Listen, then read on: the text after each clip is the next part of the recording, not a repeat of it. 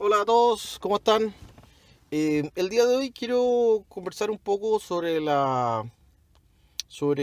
Epicuro y sobre su paradoja. Primero quiero señalar que Epicuro es un filósofo griego, también conocido como Epicuro de Samos. Su fallecimiento se calcula alrededor del 270 a.C. ¿Ya? Eh, Su doctrina básica es el hedonismo racional y el atonismo. Va a tener algún contexto.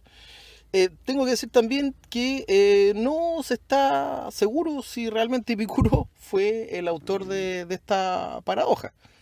Pero la verdad es que se le atribuye a él y el análisis es muy interesante. Se las voy a leer brevemente. Tiene que ver con la idea de tener un Dios que sea omnisciente, omnipresente, omnipotente y además sea bueno. Eso son de la base.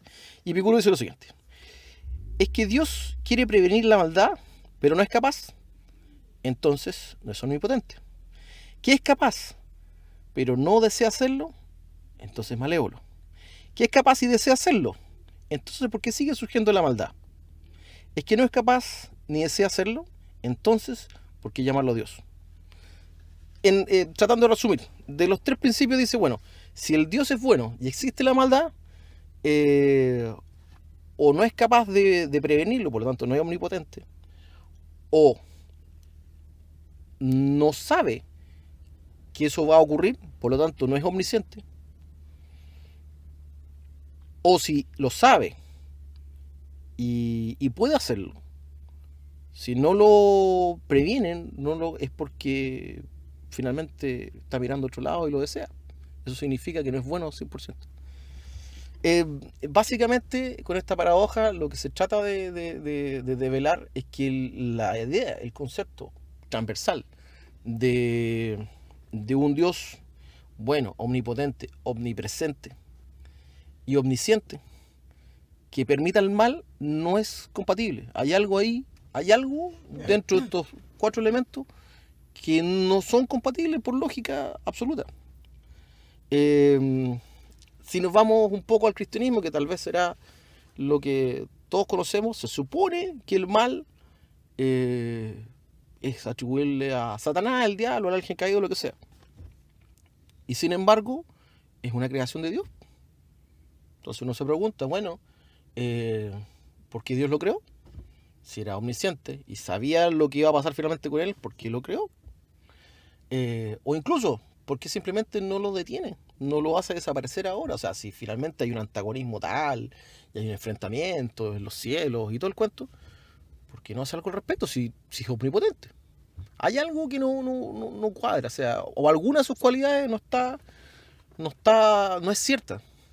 Y relativo exactamente a eso, quiero irme a un tema que es un poco complementario, que tiene que ver con el libro de Job. El libro de Job, o Job como personaje bíblico, aparece en las tres religiones abrahámicas. Es decir, está en el libro de Job, probablemente está en la Biblia, está en el Tanaj, que es la Biblia hebrea, y el Corán también lo menciona. También lo menciona en su referencia a la paciencia y a la tolerancia. Eh, el pasaje es más o menos largo en la Biblia, pero lo que yo quiero decirle y resumirlo un poco es que eh, Job era un profeta, que Dios lo quería mucho y que en una de, insisto, lean el pasaje de la Biblia, en una de las veces que el diablo se juntaba con Dios, el diablo le hace una apuesta a Dios respecto a que si lo va privando de todas las cosas que Job tiene, en algún momento va a renegar de él. Y finalmente Dios termina por aceptar la apuesta. No quiero ir más allá porque es muy interesante, por favor búsquenla, leanla, no es tan larga, pero es muy interesante la posición en que se ve en este pasaje. Porque de partida se establece que hay una relación y unas reuniones constantes entre Dios y el diablo. Y que más encima apuestan sobre la vida de los mortales y los hacen sufrir casi gratuitamente. Y finalmente el mensaje que dice es que, bueno, al final Job se recupera de todos los males que le hace el diablo, porque fue fiel a Dios y porque, digamos, en beneficio de esto, Dios le concede las cosas de vuelta.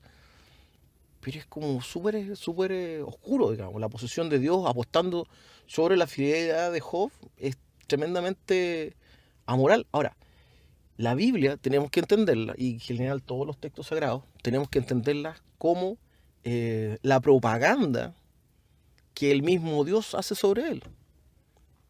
Siempre los textos sagrados es lo que la deidad quiere hablar sobre él para que el resto lo conozca. O sea, él no va a hablar mal de sí mismo, se supone. Y sin embargo, en este pasaje, a medida que va hablando, se expone a cómo él ve las cosas. Insisto, está en los 3 libros. El Corán, la Biblia y el Tanaj.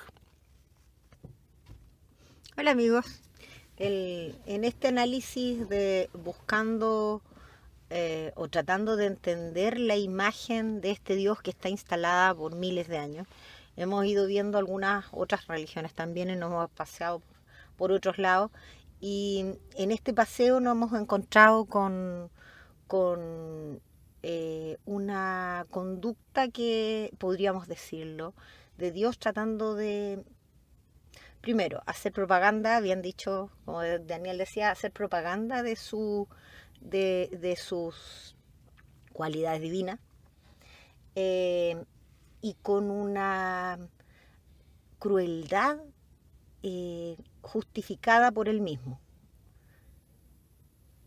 Hay muchos pasajes, sobre todo en el Antiguo Testamento, y los cito porque obviamente es lo más cercano a la cultura que todos compartimos aquí, por lo menos, en que el nivel de crueldad es impresionante, en donde pasajes enteros de la Biblia, en donde él dice lo que le pasó a tal pueblo por no haberle hecho caso a Dios, y cómo finalmente termina todo muy mal, pero solamente porque no le hicieron caso a él. O sea, y demuestra un botón con Abraham queriendo sacrificar a su hijo por su Dios. Bueno, porque su Dios se lo pide. Esto está cubierto por una oscuridad macabra, porque es un juego macabro, porque finalmente Abraham, que hace, imagino yo, toda una reflexión y un convencimiento para poder sacrificar al hijo a su Dios, y después su Dios le dice, no, tranquilo, no lo hagas, no es necesario, ya estás probado. Y finalmente es un juego macabro. Quiero volver un poco a Epicuro y desarmar algo que creo que todos lo hemos escuchado más de alguna vez. El tema que dice, no, Dios te está probando. Y ahí viene la pregunta. Bueno, si Él me creó a mí, sabe cómo soy. Es más, sabe lo que voy a hacer. ¿Para qué me prueba? Él ya sabe lo que va a pasar. ¿Qué valor tiene que Él me pruebe cuando Él sabe todo? Ahí hay algo que no funciona, hay algo que no cuadra. ¿Por qué está haciendo eso? No hay una justificación real el querer tener el conocimiento cuando en realidad Él ya lo sabe de antemano. Es como el chiste. Es como el chiste o que hay varios memes al respecto y dice, bueno, ¿para qué me invitan a la fiesta si saben cómo me pongo cuando me curo? Ya sabe absolutamente qué va a pasar. Sabe cuáles son mis lineamientos y qué soy capaz y qué no. ¿Por qué me prueba? No tiene mucho sentido eso. Posiblemente yo no lo sepa, pero él, como mi creador, lo tiene más claro que nadie. Él sabe cómo soy. Hipotético creador, o sea, estamos hablando de un posible creador. Es como que yo fuera y le dijera a un niño pequeño, a una de mis hipotéticas hijas, de 3 años, y la dejo sola en una habitación con una torta. Y la dejo 10 minutos a la niña con la torta y le digo, no te vayas a comer la torta. Y me voy. Y la dejo con una cámara filmando. Por supuesto que si yo sé que mi hija es tentada por lo dulce y la hora del almuerzo pasó hace rato, yo sé en qué va a terminar eso. Después veo que la niña se lo comió, llego y la reto. ¿Y para qué hice eso? ¿Cuál es el sentido? Bueno, eso amigos, un abrazo y nos vemos en algún otro video. Esperamos comentarios, a ver qué les parece. Vamos develando esta imagen de Dios.